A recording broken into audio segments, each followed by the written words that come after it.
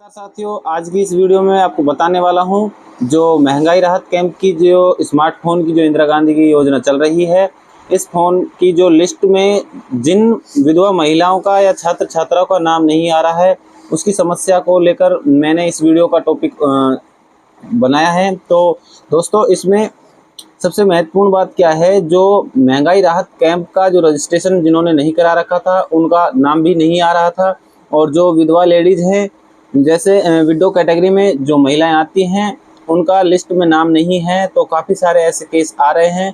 तो दोस्तों, उन केस में क्या दिक्कत आ रही है कि उन्होंने महंगाई राहत कैंप में ये ध्यान नहीं दिया कि उनके पेंशन का जो रजिस्ट्रेशन होना था, वो रजिस्ट्रेशन काफ़ी मेंबर्स के में रजिस्ट्रेशन भी शो नहीं कर रहा था।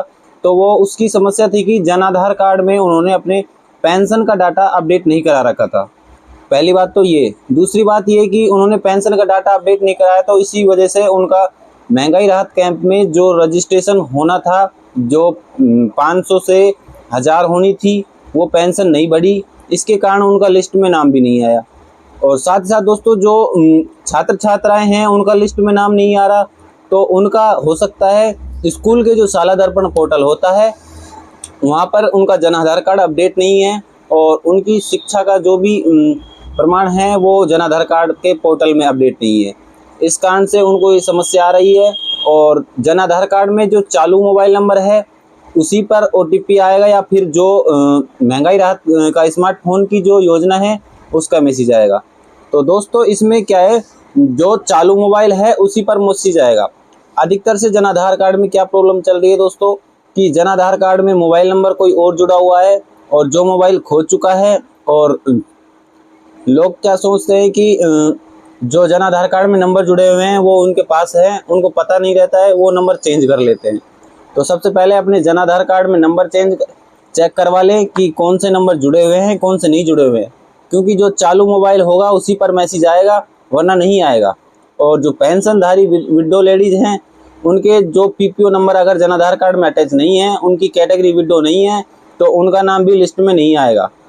तो और साथ ही साथ दोस्तों, उनका लिस्ट में नाम नहीं आने का और भी एक कारण है कि अगर वो विडो लेडीज़ है, उनको नाज नहीं मिलता है, और साथ ही साथ उनका चिरंजीवी भी नहीं है। तो चिरंजीवी नहीं है तो उनका नाम भी लिस्ट में नहीं आएगा।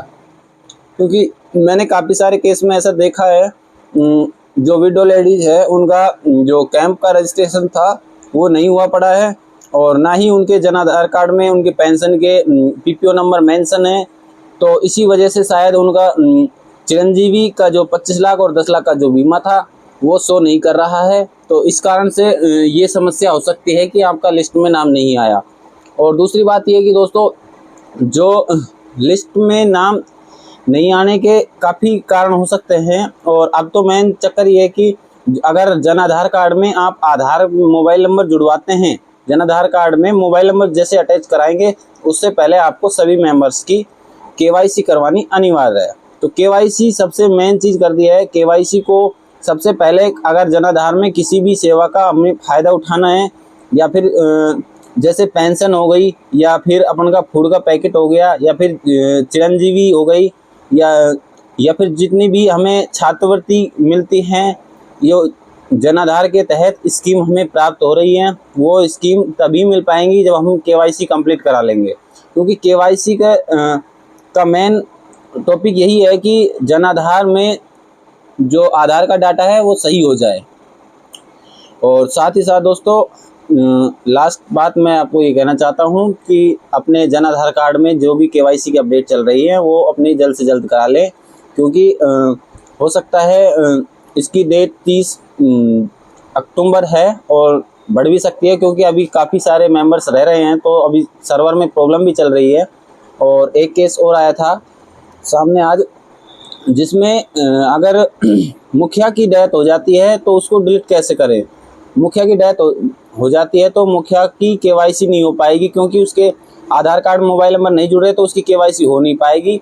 और उसको डिलीट करने से पहले कि ये समस्या चल रही है, आगे इसके लिए नोटिफिकेशन अभी ऐसा कोई जारी नहीं किया है कि अगर कोई सदस्य की डेथ होती है तो उसको कैसे हटाया जाए बिना KYC के।